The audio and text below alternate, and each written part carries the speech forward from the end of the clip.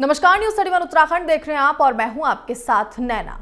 चाय एक ऐसा लोकप्रिय पेय है जो न केवल उत्तराखंड में बल्कि पूरे देश में पानी के बाद दूसरे नंबर पर पिया जाता है। लेकिन क्या आप जानते हैं कि पहाड़ियों का चाय से बेहद ही गहरा रिश्ता है। चाय के पौधों की पत्तियों से बनी ये चाय उत्तराखंड के लोगों के लिए इतनी खास है कि इसे पिए बिना ना तो पहाड़ियों की सुबह जगमगाती है और ना ही शाम अपने रंग का जादू बिखेर पाती है। लेकिन क्या आप जानते हैं कि उत्तराखंड और चाय का ये रिश्ता कितना पुराना है और क्या है इसका सुनहरा इतिहास? नहीं जानते तो चलिए हम आपको बताते हैं।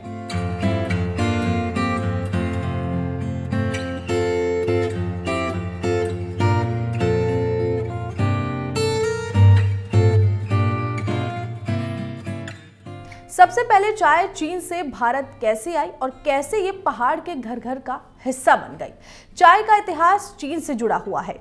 प्रचलित कहानी के मुताबिक 2732 बीसी में चीन के शासक शेंगनुंग ने चाय की खोज की थी। शेंगनुंग ने ऐसा गलती से कर दिया था। दरअसल हुआ ये था कि एक बार कुछ जंगली पत्तियां उनके उबलते पानी में जा गिरी। पत्तियों के खौलते ही पानी में अच्छी खुशबू आने लगी, साथ ही उसका रंग भी बदलने लगा। जब शासक ने इस पानी को पिया तो उसका टेस्ट बहुत पसंद आया। उस पानी को पीते ही शरीर में ताजगी आ गई। उन्हें लगा जैसे उनके शरीर का हर हिस्सा इसी लिक्विड को खोज रहा हो।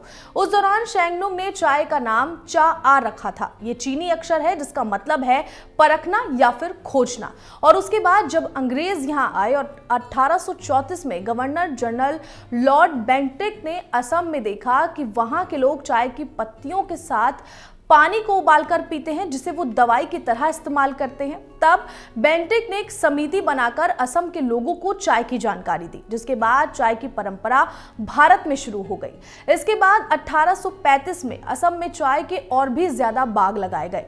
वहीं इधर उत्तराखंड के गढ़वाल में 1843 के आसपास पौड़ी और गडोलिया में चाय की खेती शुरू हो गई। इसके अगले साल यानी कि 1844 में देहरादून के राजपुर रोड और मसूरी रोड में झड़पारी के इलाके को चाय की नर्सरी के लिए सही जगह बताया गया और खेती की गई। इसके बाद अल्मोड़ा और भीमताल में भी कोलकाता से चाय के पौधों को मंगाकर नर्सरी में लगा दिया गया और ऐसे ही धीरे धीरे सरकारी चाय बागान की स्थापना भी हो गई, जो करीब 400 एकड़ में फैली हुई थी।